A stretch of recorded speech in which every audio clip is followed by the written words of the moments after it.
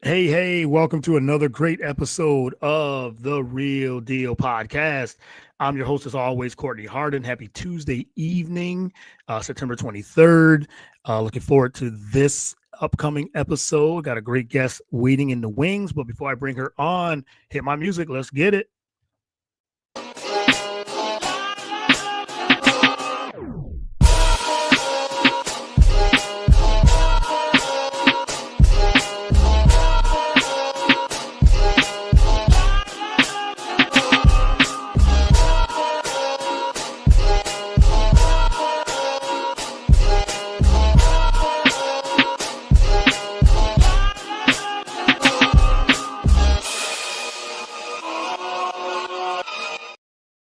All right. Once again, welcome to another great episode of the Real Deal Podcast. I'm your host, as always, Courtney Harden.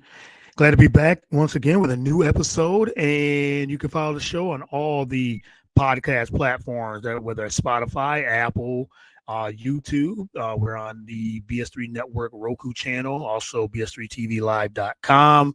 Wherever you consume your podcast, we are there. iHeartRadio, Spreaker, everywhere, anywhere. Like I said, you can download the Real Deal with Courtney Hart to get all the episodes on all, like I said, all the podcast platforms. And you can follow me on all the social media platforms, Twitter, X, whatever you want to call it these days. I still call it Twitter, but Facebook, Instagram. That's where I'm mostly active. Instagram and Blue Sky and TikTok. I'm on both of them as well. So yeah, follow me. I get the Real Deal on all those platforms. Well, let me bring in my guest here. We She has a podcast. She has her own podcast. So the algorithm, she had one of a good friend of mine of the show, Casey Stanhart, on her show. So I started listening to her podcast and really enjoyed it. So I reached out to her, and here she is. So let me bring her on. Josie Broyles. She is a, let's see, you do reporting, podcasting, sideline reporting, Big Ten Network. Josie Reports. The podcast is Fierce in the Field, so check it out on all the podcast platforms as well. So, Josie, welcome to the show. Really appreciate it. Of course, Courtney, thank you for having me. Like I said, I podcast myself, so I love returning the favor and getting to learn about new shows. So this is awesome. Thanks for having me. Well, thank you for accepting the invite. Like we said before we started recording, and I really appreciate the time and appreciate your time. And yeah, looking forward to getting to know you a little bit and talk about your podcast, how you got into sports reporting, media, and all those things. And you're a woman of many hats, so you're doing your thing. So I love to see people just being able to do what they like to do in their craft and really build and everything too. So look forward to get to know you a little bit. Yeah. Oh my gosh. Well, I'm look forward to getting to know you a little bit better. I love that you thought of me to have you as a guest, have me as a guest on your show. So it really does mean a lot. But Yeah, for yeah. sure. Yeah, well, like I said, I appreciate it. And well, yes, let's get started. My first question I always ask my first time guest, who is Josie Broyles? And just give a little quick intro of how you got into what you like to do and just in sports in general. Yeah. Well, my name's Josie Broyles. I'm 21 years old, so I'm a senior at Indiana University. I'm studying broadcast journalism at their media school with a concentration in sports broadcasting. So I first got into it my freshman year of college. I went in as a broadcast journalism major, not Mm. knowing what specifically I wanted to do. I grew up a big sports fan, was always very indulged in that environment, but I didn't specifically know what was the right path for me. And I kind of just got thrown into it. I met with a couple sports directors just by a whim as a freshman, got thrown into reporting for women's soccer first semester my freshman year, and I really enjoyed it and I fell in love with it, and the rest is Okay. basically history. But yeah, now I'm a senior. I just released a podcast in June called Fierce in the Field, which is basically just showing women in the sports industry, whether they're athletes, reporters, directors, managers. We've got a few coaches that are in the can Mhm. right now, so I'm excited to share those episodes. But yeah, I've covered tons of sports at IU, and it's just basically been nonstop ever since freshman year. Nonstop. So yes, and they said senior now, so I know you're ready for graduation Yes. very soon, and for sure, we already got some comments. You guys have any questions too for Josie? Please feel free. The chat is open. So Nathan Ramasandra says, "What's up?" He says, "Hi, Josie." So he is a loyal listener, so really appreciate him. Always tuning in, and he said this is amazing. So yes, for sure. So yes, the journey of sports journalism and broadcasting. Talk about the things that you've learned so far within your journey, young journey so far of what you've been doing over the last few years. Talk about like the what you've seen over the last few years of how sports journalism is, being taught, and just the landscape of it as well. Yeah, well, I think just regardless of how it's being taught, we are very encouraged to use social media. So I think social media has been Yes. huge. Using X has been huge. It wasn't a thing that we, used in high school. I wasn't a constant X user, so being able to promote ourselves through that. So that's probably been the biggest thing that we've learned, and the biggest thing is, Gen Z. That's basically the majority of students that go to the school. But Right. I think in general, the biggest takeaway that I've had is just to never say no to an opportunity. There's so Yeah. much room to learn and to grow in things that you're uncomfortable with. And something that IU has really challenged me with has been getting out of my comfort zone. And even if, someone asked me to cover a wrestling duel a couple years ago and I was terrified, I'm like, I don't know anything about that. But, I did my research. I talked to players and wrestlers and coaches and all of the above, and it made it work. So just never say no to an opportunity has probably been my biggest takeaway from studying sports journalism so far. Okay, yeah, that's huge. Yeah. As you said, when you get into something like sports journalism or broadcasting and everything too, you're learning different things. And you, even as a student, you've juggled a lot of multiple roles. Big Ten, you said they got the podcast as well. How do you manage that time and prioritize these different commitments and working a variety of roles as well? Because it does show versatility. You said you're not going to say no to opportunity, and I think that's a really good thing, and it develops your skills moving forward. Yeah, it's definitely hard. It's definitely something that I've gotten better at since, being a freshman, being a sophomore, now Yeah, being a senior. And it's gotten easier, but there are days when I'm super busy and I freak out a little bit, but I think it's important to just kind of keep yourself grounded, take a couple deep breaths. That's usually my first step if my schedule gets yes, a little packed. Um, Also just being able to have good communication with people, oh like yeah, being able to schedule you knowing that you're going to be, able to work at this time in the morning, and knowing that maybe you're not going to be able to, I don't know, keeping a good calendar in your head is definitely super duper helpful. And also knowing that sometimes you do have to turn down some things to work, which, it's a part of the job. You work on weekends in sports, you work late at night and during news. So yeah, that was definitely an adjustment as, a college student, when the norm is to kind of go out with your friends and, have a ton of mm, fun, stay out all night, not worry about what you have to do in the morning, when, you can have that sometimes, but it's also important to know I've got to get to bed, or I've got to wake up early, or I've got to do this day. So yeah, just kind of thinking clearly about things. I love to keep a planner. I'm a big person. I love to write everything down. So yep. color code my schedule, things like that. So everyone kind of has a different strategy when doing so, but it definitely just takes time and it's a learning process. You've got to throw yourself into it to kind of know how you're going to adjust in the future.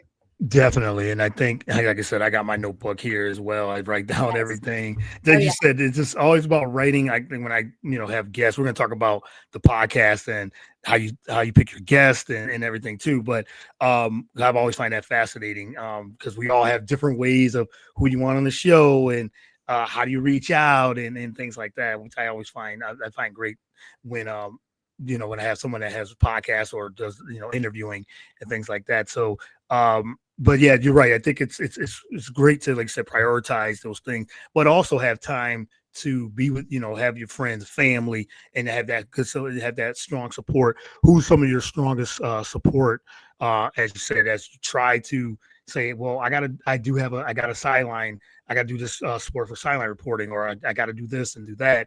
How do you, like I said, who's like that support group for you to keep you grounded, keep you motivated, and you said in balance as well? Yeah, well, I'm lucky to have really great friends around me. I think that's very important. Have friends that Yeah. really understand your schedule. Yes. It's hard to say no sometimes too, because you also equally probably want to hang out with your friends and kind of want to do the fun Hmm. stuff. My family is also a big support system for me. They watch every broadcast that I'm on. They watch every podcast episode. They give me advice if I need it. Hmm. My mom has been a huge help, but my dad also works in media, so he kind of has helped me a lot with the process of launching a podcast and just being a media student in general. So kudos to him. But yeah, I think I'm lucky enough to have a great support system behind me. So that's definitely something that gets me up in the morning and keeps me driven. Yeah, for sure. You got to definitely have a good support system, whether it's family, friends, colleagues, so anybody like that is very well. What do you think is your, I would say, like what's your favorite skill set that you have as a podcaster or a sideline reporter? Anything you've done so far? What do you think is your favorite skill set that you have? That's a good question. Oh, I Right. don't know. I think interviewing has definitely been a Okay. and I would say the transition, kind of learning how to, interviewing for a sideline is very different from interviewing for a podcast episode. Hmm. Hmm. And obviously, like, as I've been technically learning how to be a sideline reporter in school, I had to kind of get my questions down to a very specific, keep them short, but also make sure you're asking a strong question, everything like that. I kind of had to Oh yeah. know. And then when I launched a podcast, I was like, oh, I guess I can kind of ask a question however I want to, Yes, it's supposed yeah. to be This a is big your question. podcast, right? Right. Exactly. And I think like Yeah. realizing that I can give myself some creative freedom in my podcast has been really cool, but also learning how to balance both things and still stay true to myself, without following an exact script has been pretty cool. Hmm. So I guess just being able to learn how to do the two at the same time and learning the differences, and they've both helped me in different ways. So very cool. Yeah, yes, for sure. And like you said, the art of interviewing is Yes. always I try to, and you probably do the same thing. Try to, like I said, don't say ask the same questions. Yes. Depending on the thing who your guest is, try to go at a different angle. Is engaging. I'm always thinking of questions and different questions and everything too. I really take that I like I said the art of interview. I take that really seriously, and you seem the same way because of the episodes I've listened to of you. I love the questions you've done. You have constructed to your guest and things like Thank that. So I you. really appreciate that. Yeah. So let's talk about let's get into the podcast since we brought Yeah. it up. Let's do it. Fierce in the Field. Yeah. What made you start the podcast? Oh my goodness, it was on a whim. It was Mm, crazy. So mhm, I worked an internship with Fox Sports on site in Los Angeles in the spring. It was in production and talent development. It was incredible. We got to cover yeah. their first IndyCar season with Fox Sports. So that was super cool. But I had a cool end of the internship project where we were basically pitching broadcast ideas. And I was assigned to pitch an idea for their pit reporters, which is essentially their Mm, sideline reporters right. during an IndyCar and NASCAR race. And I figured out that there is an IndyCar Next series, and there were only two female drivers in the IndyCar Next series, which is basically like your training series for IndyCar. So like the Mm, IndyCar novices kind of. Um, and I came up with this idea, the idea called She's Next, basically featuring the female pit reporters as well as featuring the female IndyCar drivers. okay. Um, and lo and behold, I just, like I'm a female myself that's in the sports industry. Right. So it was cool for me to learn about that. And I was like, this was a really cool thing to research. I want to do this more. And my boss at Fox Sports encouraged me over the summer between that semester and my senior year to do something for myself, to make content for myself, Mhm. promoting myself as a reporter, as someone that's going to be looking for a professional full-time job at the end of May. So I came up with a podcast, and I was like, you know what? I want to keep learning about women in the sports industry, not only athletes, but I want to learn about the reporters who I was very, had the opportunity to learn about and Yeah. learn about IndyCar and all of that. And Fierce in the Field was kind of born. So Okay. I don't even, oh my God, I wish I could tell you how I came up with the name, because I'm obsessed with it myself. But I think I honestly just kind of came to me one day. I was like, oh, women are so fierce and strong and empowering in this Yeah.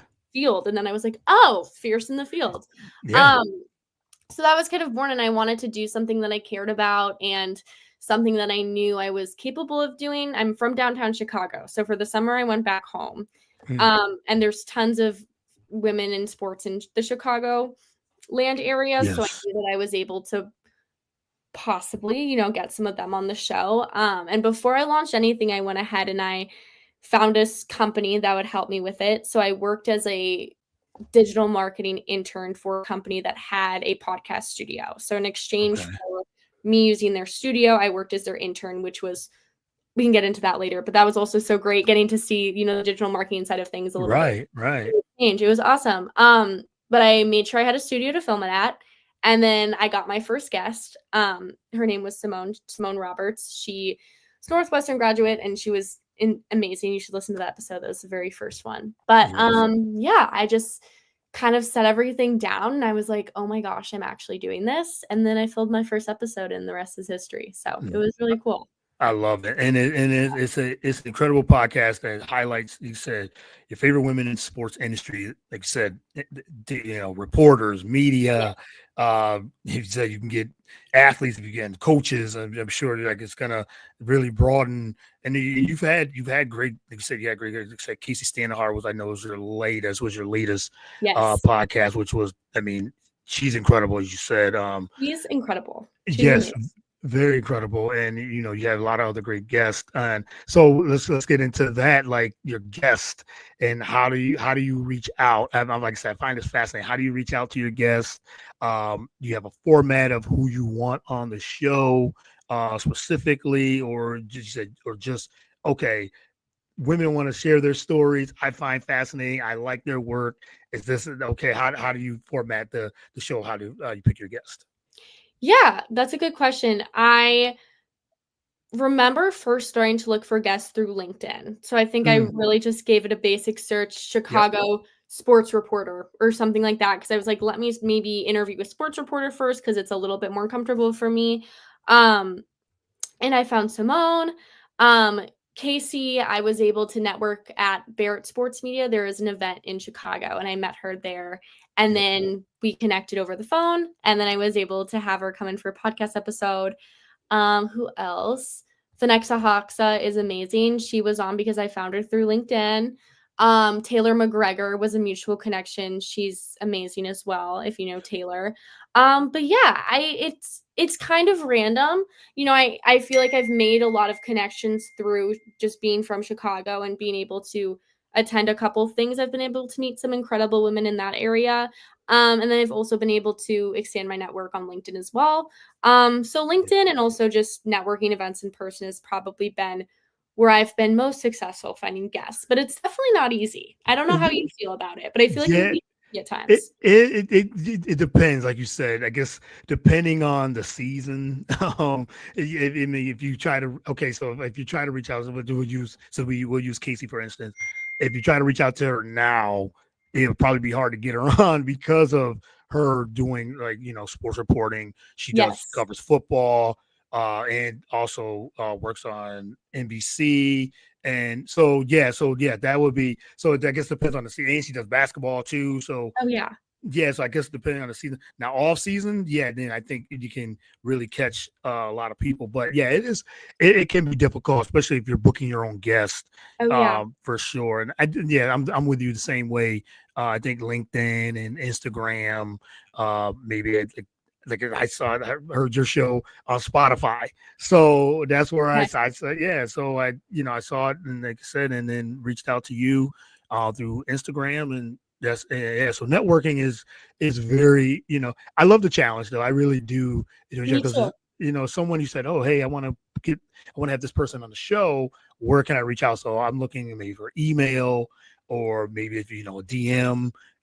They said LinkedIn, anything like that, if it works. Or you said networking at events. That's another way to do it as well. So yeah, it can be a challenge, but I really Yeah. do enjoy the challenge. It's tricky. I also found I was posting for Fierce in the Field on TikTok a little bit, which Yeah. I've always been on TikTok. Like I've always loved scrolling through TikTok. But oh my goodness, there is such an incredible sports community, especially women's sports community on TikTok. Because when I Yeah. started posting Fierce in the Field things, I got interest from there as well. And that was also a Yeah. cool way to get guests. So Also, just kind of a mutual online connection through TikTok also Yeah. helped. Yep. But it was crazy. Yeah, it's fun. It kind of just popped. Some of my guests have just kind of popped up randomly, but I'm so thankful because it's given me the opportunity to meet such cool people. So Yeah, yes, and I think that's a good thing with social media, especially if you're looking for guests to interview, whether it's Twitter, TikTok, Instagram, or Facebook or wherever.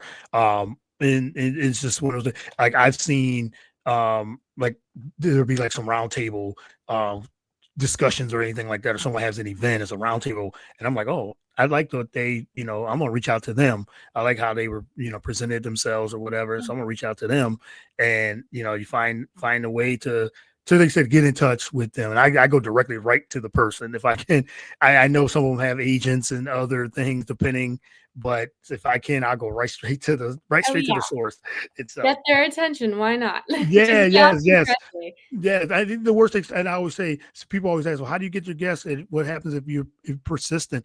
I say, well, if they say no or they can't do it at the time, you got to just move on. You can't Right. really, harp on it or really get upset about it or Yeah. anything like that. I mean, you're gonna get no's, and you're gonna get some yeses, and that's just the And way that's the okay. industry is. Yeah, Watch is a part of life in yeah, general. it's part of You're life gonna in get some general. Yeah, no's. yeah, Yes. Yeah, and yes. it's never personal either. People No, are gonna never. be like you said, some people could be in season, some people could be like, "I just can't dig out a free hour right now," and some Right. people will come back too. People will Yep. reach out again. They will, yep, and yes, Yeah. and I've had that too. So Mhm. yeah, it's fascinating. I Mhm. really do. So you like I say, you've had multiple guests now. Who are some guests that you would love to have on the show that you haven't interviewed yet? Oh, that's such a good question. Oh my gosh. Wait, If you I could might have do, to think about that for a minute. yeah, if you could do, Um, you could do a couple, like three. You don't Lisa have to be one. Be like three, four, yes. or five guests that you would love to have on your show. Lisa Byington, if you know who that Mm, is. yes, I She do. yes, she is incredible. I met her wife, Shimmy, at Sky Broadcast. Um, so incredible. She has this amazing Lisa Byington Award. She's doing so much in the sports Yeah. industry in Chicago in general. I would love to interview her. Um, Annie Agar is another one. I've Oh, connected with definitely. her. She's amazing. She's just her Mhm. story is so insane. I like how she started on social media and then grew her platform that way. I Yeah. think it's super Hmm. cool because it's so different and she's so successful. I think that would be super cool. Oh my gosh, Paige Bruckers would be super cool as well. Like, Yeah. I'm like dreaming. I don't know if she would ever consider coming on my show, but she'd be awesome. Yeah. Um, yeah, those are probably on the dream board right now. Okay. Yeah. Any like dream guests? My dream guest. Let's see. Oh, geez, there's a few I haven't had on yet. Agent Nicole Lynn, she's a super sports agent. She's been on the top of the list for a while, and I've been reaching out to her the last. She did respond a couple of years ago, because she was she was a lawyer, then agent, now super agent now. So she would be one. Oh, that's what you put me on the spot now. Hey, you did it to me. I That know, was I know, I yeah, know. I usually have a yeah, few. I mean, yes, like Jamel Hill would be one. Um, Carrie Champion. There's a few. There's quite a yeah. few I can name right off. Those would be a few that I can just name right off the top. But I do have a list. Like I had a list of people that every year I go through a list. Say, hey, I want to get a few of these Taylor Rooks for sure. I would love to have Taylor Rooks on the show because That'd be I awesome. just like the way she interviews. So we talk about how she frames questions. I think she's one of the best interviewers when it comes in this industry because So well she spoken too. yeah, very well spoken and, Yes. and and really knows how to frame the questions and really get the mostly athletes to talk. And she don't just ask them about their performance on the field and things like that. She asks them a lot of different things about like their family and personal things and what they like to do, vacations and all these things. So yeah, I really those would be some of the ones right off the top that I would love to have on the show.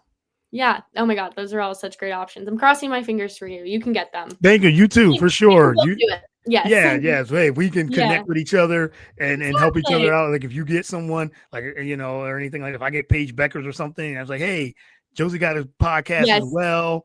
Let's yeah, Gotta let's check her out. that's how you connect. Yeah, reach out and yeah. So I think that's incredible, for sure. And he said the podcast. When do you usually air the podcast? Is it weekly? Is it or you try to do it weekly, once a week, twice a week? Yes, so I've been aiming for once a week. I was very consistent with my every week schedule. So I would do an Mhm. interview series, which was about an hour, and then I would do like a little what's new in women's sports weekly segment. Okay. And it was pretty consistent over the summer. I'm definitely trying to get back in the groove of things. That's what's Mm. hard about being a student is that I Yeah. have classes and Yeah, assignments and balancing it. Yep. yeah, and then I got all of my IU media stuff, which is so much fun to do. But I'm like, okay, I had all the time in the world over the summer and I was operating on my own schedule. So I'm learning how to move that over here to IU and kind of learn how to incorporate first in the field with my school things. So right now I'm going on like bi-weekly for Fierce in the Field, but we're trying Okay. to speed it up a little bit because I've got some episodes in the can, which are pretty cool. So Okay. We're looking forward to yeah. those episodes, and yeah, I know it's on all platforms, Spotify, Apple, all the podcast platforms. So again, just download and listen to Fierce in the Field for sure. Yes, check Uh, it out. yeah, check it out. Yes, definitely. So I want to go back into, as you said, you covered, racing, NASCAR and IndyCar. How's that atmosphere covering a live racing event compared to like basketball or baseball or anything like that? And what was one of the biggest takeaways from you working in production and talent development, as you said, teams at Fox Sports? Oh my gosh, it's so fast paced. And Mhm. obviously like sports like basketball, football are fast paced as well, but it's kind of like what I talked about when I said I covered wrestling a couple Yeah. years ago. It's an experience I've never seen before. Okay. I wasn't necessarily an IndyCar and NASCAR fan before I covered them Covered for it. Mhm. sports as an intern. So just being able to get put in that environment was super cool. We were driving around golf courts all over the track and we were picking people up and doing this and that. Mhm. So it was cool to be on that side of things because really the broadcast experience that I had, even though it was for school, was, acting as talent, sideline Right. reporting, being on color, even being behind the camera a couple of times, but I've never Mhm. seen that side of things. So being able to actually see the entire track, all of the trucks, seeing all of the action, kind of getting a taste for everything for Yeah. a sport that I used to be so unfamiliar with was super cool. So I think just I was talking to a girl the other day. I was telling her about the internship. I'm like, this was an experience that you could get something away from wanting to pursue whatever you wanted. Whether you're Mhm. going into the business side of sports, marketing, PR, broadcast, producing, whatever you wanted to do, like you could take something away from running for a race in IndyCar, NASCAR, even working a baseball production, anything at all. This was just a really great experience. So, Absolutely. And that's yeah. and you said that's, and again, talk about the importance of internship, because I know some of the people I've talked with on the show said, internship is very important, because it said it helps with developing, you said, developing skills, or just a part of the resume as well, but to learn to learn from wherever you're interning. I think it's very helpful. So talk about the importance of internship. Oh my gosh, it's so important. Mhm. Um, I've had such great internship experiences, and I'm so thankful that I've been able to do those because they've helped me so much. Yeah. Obviously, you get those on hand experiences like those IndyCar and NASCAR races, but I also feel Right. like I've been able to meet so many important people and just being able to learn from them and ask them questions firsthand is super, super cool. Especially with my internship from Fox, I feel like I have connections for the rest of my life because of those relationships that I made, even with fellow interns. It's really cool to connect with people your age who are kind of Yeah. in a similar spot in their career as you and kind of learn from each other, ask each other questions because I don't know, I think I've always enjoyed having a group of people that are pursuing the same thing as me and I've like to kind of make that my core group. So it was definitely fun, but I think biggest takeaways is just the relationships from those internships are so so helpful. Yeah, and that's you're right. The connecting and the Yes. relationships, and it helps. And then, Yeah. and so you've learned a lot, as you said, covering NASCAR and Indy. You said you wasn't a fan, but now you've been Oh covering my it. gosh. It's a different experience. Yes, now I can watch a race and be like, "Oh my gosh, I've been there before. Yeah, I've I've done been that." there. Which I've is done super this. cool. Yeah, because it's not, like I feel like the most popular at least for me when I was younger, I was like, "Oh, I wanna I still want to do this, like work in MLB or NFL. But now I'm like, no, you Yeah. know, I can do something different. Like I'm able to Right. put myself in that environment and get out of my comfort zone a little bit. Yeah, absolutely. And you said you covered that, and you said you covered multiple sports. What sport, or what sport in the future that you would love that you haven't covered, would you love to report on in the future? I haven't done a lot of football, and it's something Okay. I really want to do. There's opportunities at IU to do it, but nothing that fit with what I'm aiming for and my Right. schedule and things. I would love to cover it. I would love to do honestly anything in football. Love to do digital media for them, social media Mm, for them. It doesn't have to yeah. be broadcast, but um, I've been a f- I'm always a fan at the games, and I would love to actually work a game. I think it'd be really cool. Absolutely, yeah, and there's always, as you said, when it fits, you'll definitely say, "Hey, I want to report on football. I want to do something, what you haven't done before." And you said you might get out of your comfort zone, but you find a way to learn and really commit to it as well. Let's Yes. say, what's some of your favorite moments in your career so far? Oh my gosh, I have a couple. Okay. Um, okay, I'm gonna I think something that stands out is the first time I ever sidelined, which was Mm, for a women's soccer game about yeah, 2 seasons ago. It was my first time doing it, and I was so nervous. I was a nervous wreck, you know, yeah, I've been on camera, I've anchored before, but I never did something live like that, yet alone yeah, sidelined before, yep. so it's a different scale. But I remember my first hit is still, I think, on a couple of my beginning reels, and it wasn't bad, but I Yeah. remember, like, after the first hit, I'm like, "Oh, this is super awesome, like, this is what I wanna do." And I was still a sophomore, so I was young, so I knew I wanted to work in sports at that point, but I was still trying to figure out, like, "Okay, what do I love to do?" Yeah. And that was important because I think it made me realize that I love to do sideline. So that was really awesome. And then this is a random one, but when I was in LA, I also worked as an editorial intern, which I think is also super important. Learning how to write is Mm, super important for right. journalists. And I needed to get used to that. I was like, oh my gosh, I feel like I was such a bad writer coming into college. Now I think I've improved. Yeah. I worked as an editorial intern for a PR company called Press Pass LA, as well as my Fox Sports internship. And Press Pass also did red carpets, and they were credentialed for a lot of entertainment events like that. And they invited me to a couple of them. And the first one that they invited me to was for Cobra Kai, which is a series. I don't know if you've heard of it, but it's Yes. Mhm. Yep. and I was like, "Oh, that's cool. Like, I'll totally tag along because I've never seen anything like that before." So I was like, "I wanna go." Yeah. Um, and I went, and my boss let me host the red carpet. So Ooh. I got to interview all of the actors and actresses on the red carpet, and it was nothing like I've ever done before. It was so new, but it was so exciting and just so cool. Yeah. Um, I knew a couple of them that I interviewed, like, from just watching TV my whole Mhm. life, Karate Kid. It was just Karate Kid, yeah. not Mhm. sports related, but it was such a cool moment that I feel like I had to bring it up because I felt like I was living a dream while I was doing it. So, it was really Wow. awesome. It was a cool moment for me, so Yeah, to be able to, like you said, to be able to, and that's a whole different aspect of it, not sports related, just being on the red carpet, Cobra yeah. Kai.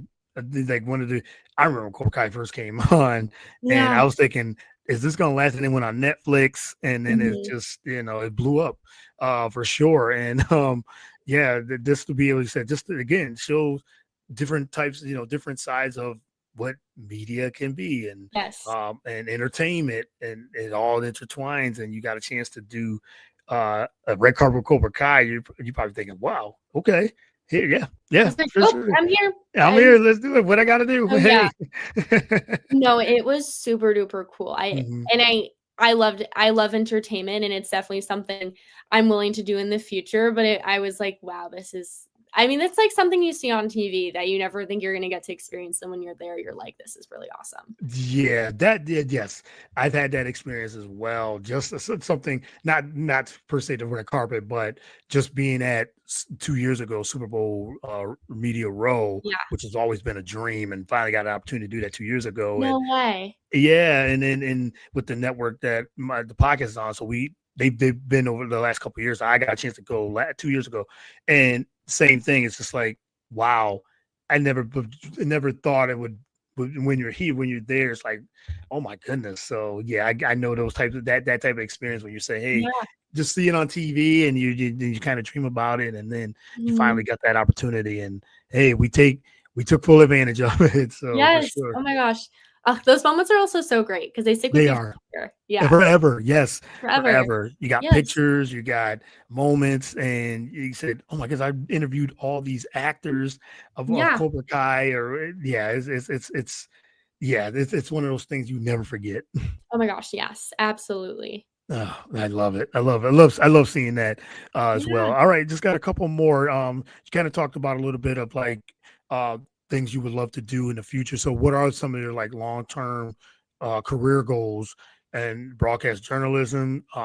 Is it anchoring, is it reporting, hosting, or just anything entirely of all all of those together?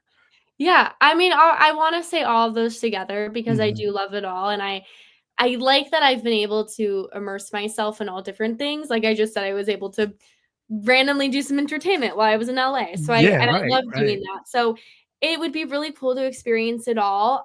As a young reporter graduating, I'm, aiming for that weekend sports reporter role, an anchor Yeah, role right out of college.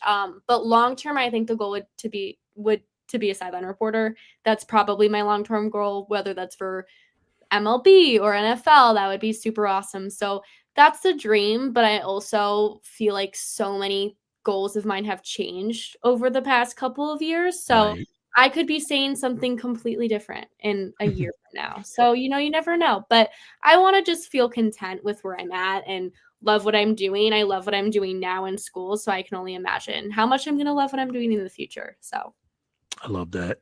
yeah. Yeah, I mean, you said things change so much, especially in this landscape of sports media, and we always have to always watch and on social media things change daily on with media and things like that. So yeah, we have to. There's all these sometimes trends, and then there's this happens, and then there's you have this, and the podcast is going here, and it's just like, oh my goodness, got to either. I mean, yes, we stay in our lane and everything, but things change throughout the sports media industry like every month. Is there something Yes. totally new? Something's always changing, something's always different. And also, like, I feel like as I've been able to interview different women in the industry, like, everyone has a different path. Yep. Everyone really gets into it a different way, and I think that's super important to know because 'cause you're like, "I could do so many different things, and there's so many different opportunities out there." So, it's easy to get down on yourself a lot in this industry, but then it's also easy to pick yourself back up knowing how many opportunities are out there for you and the options that you have, especially with our ever evolving media environment that we're living in right now. Yes, that's a good word. It does evolve. Yes. It Oh, yeah. evolves daily, Uh-huh. daily. There's always something a sports media personality has done, or you're thinking, oh, they're going here now, they're here now, they're Yeah. this, So yeah, for sure. All right, just a couple more. Go back to Fierce in the Field. What have you learned from the women you have interviewed on Fierce in the Field and the importance of the importance of highlighting women? You kind of hit on that a little bit, Yeah. but the importance of that and what have you learned from the women you've interviewed? My gosh, so much. I think one, before I even answer this question, a huge takeaway that I've had from Fierce in the Field has been able to learn. Like, I've learned so much, so many different things from every single person that I've had on the show. And I think that's been probably the most special part about creating Fierce in the Field was the lessons that I've been able to take away from Yeah. it. One big thing, and we've already talked about this a little bit, is that everyone's at their own pace. Yep. Everyone has a different path, and I think that's really important. As a woman in the industry, it's super hard to not compare yourself to other women. Mm, mm. You see people doing something that you want to do or you want to get to right now, and you're not there yet. And it's not necessarily envy, it's just frustration with yourself. And I think I've learned to give myself a little bit more grace talking to everyone and hearing about how everyone's kind of gone into the industry because it's, again, super hard to get on yourself for things like that. But I've Yeah. learned to just pick yourself back up. And you're going to have hard days, and that's okay. Because they're going to get better. So I think just one thing that I've learned is that everyone's, own race, own pace. we've got to just, everyone's kind of working with blinders on. And you're your own self and you have your own journey and your own path. And I think that's been something important. And it's definitely helped me just being able to have those conversations. So, Yeah, yeah, and that's the thing too. Everyone has a different journey, a mhm. different story, and I think one of your episodes, I think was with Casey actually, and how her journey, as she said, you know, there was points in her, and I know points in her career. She said that, okay, maybe I could have been here, or maybe I should have been here, but it was a different path for me to get here, or not comparing myself to this person and not Yes. compare yourself to that person, because you're right, you can get caught up in those things where you're comparing um to other people, like, well, why hasn't my career grown this way, or this person had a different path and they got there quicker than I did. And you say you Hmm. take those opportunities you can get, and you say you take advantage of those, and you say it's a pace. It's now this is your story, your pace, your journey. So yeah, I think that's really good. That would be my last question too. Like, advice would you give other younger women who want to pursue a career in the sports industry? Kind of hit on that. It's like, you go at your own pace, but any other advice would you Yeah. give young women that want to pursue broadcasting or media or sideline reporting, whatever the career they want to pursue? I think number one advice is it's easier said than done, but don't be scared. I Mm, think embrace yeah, your confusion and embrace your questions. There's been so many times where I felt like, especially if you're the only woman in the room, oh my yeah, gosh, I don't know as much. I don't belong mm, here. I have a question. I can't ask that question. Like, I'm going to sound dumb. Ask the question. Yes, you do yeah, belong here. If you want to do yep, something and you want to pursue something, you can do it. And I think that's been probably the biggest lesson that I've had to teach myself in college, because you're around people that could know more about a certain sport than you, could know less about a certain sport than you, could be better at this, could be better at that, but you're just as good as them and you're just as worthy as pursuing this job. So I think embrace confusion, embrace your questions, and don't be scared to get out of your comfort zone. And probably my biggest piece of advice. I like that. Yeah. Yes, because then someone else is thinking that same question, Mhm. and they might be scared to ask it. But if you ask it, they're like, "Hey, that was the same type of question Yeah, I wanted to ask," but you beat them to it. So you said, just I always say, yeah, I exactly. agree with that. You have to just do it. If you thinking of Yes. something, you got to just do it. Like you said, yes, it's gonna be nerves, gonna be, it could be scary, it's competitive, but if this is something you really want to do, you just got to go out there and do it at your own, you said, on your own race, your own pace. So Exactly. yeah. You're never gonna know if you don't try. And Yep. that's, like, it Yep. could be something, could be the best decision, and even if it doesn't work out, then at least you tried. Now you know. Now yeah, right. Yes. If they didn't work out, hey, you try Yeah. something else. Yeah, for sure. Josie, this has been incredibly. I've enjoyed this thoroughly, and really enjoyed getting to know you a little bit, and then your journey and all that. It's fascinating, and I look forward to see what you have coming up in the future. Best of luck and many blessings on your graduation, first and foremost, and then there as your career progresses as well. So I can't thank you enough for being on the show. So, but let everyone know first, before we let you go, where they can follow you, find you, subscribe to your show, to the Yeah. podcast, and all those things. Yeah, well, Courtney, first I wanna say thank you so much for having me on. Again, I'm so honored Absolutely. that you thought of me as a guest, and I've really enjoyed this conversation. I love Very doing good. things Yeah. like this. So, yeah, and congrats on the show. It's awesome. So, Thank you. Appreciate of it. course. Well, Yeah. my Instagram's Josie, Josie, and then Bryls. So kind of like my last name shortened. And then Fierce in the Field on all platforms, YouTube, TikTok, and Spotify. You can find it there. We're working on Apple. We've got to get it on Apple Podcasts, but Yeah. it's on Spotify and YouTube right now. Yes, hey, they still got two of the biggest platforms there, so Yes. it'll be on Apple soon, I'm sure, It'll and be on everything. Apple soon. Yes, yes, all the Apple people, they'll be on there soon Yes. for sure. But thanks again, Yeah. Josie. I really do appreciate this conversation. Appreciate you Thank coming on you. in the time, and hopefully we'll do this again. Yeah, let's do it. All right, Courtney. I can't wait to follow your journey too. I can't Thank wait to you. listen. I Yeah. appreciate that. Yeah. So all right, well, you enjoy the rest of your evening, and talk to you next time. Thanks a lot. Yeah, of course. Thank you. All right, you have a good one. All right, that was Josie Broyles. Fascinating story. Really enjoyed her on the episode. So check her podcast out as well. Fierce in the Field, she says, on YouTube and Spotify. Thanks, little DeAndre 23. Appreciate you coming on. In the comments, as I said, Josie Broyles, follow her Fierce in the Field podcast on YouTube and Spotify, and also follow her journey and broadcasting. And says she's been interviewing since the podcast was in June, so she's been interviewing a lot of incredible guests there. So all right, well, until next time.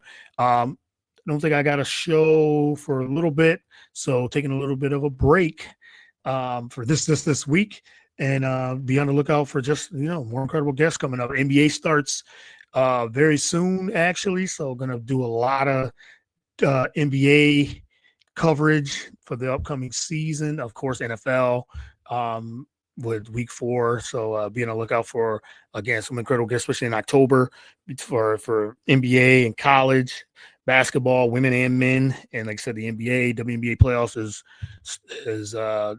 in full force here. And so again, look out for a lot of basketball chatter within the next month. Until next time, thank you again for listening, and until next time, as always, peace. God bless.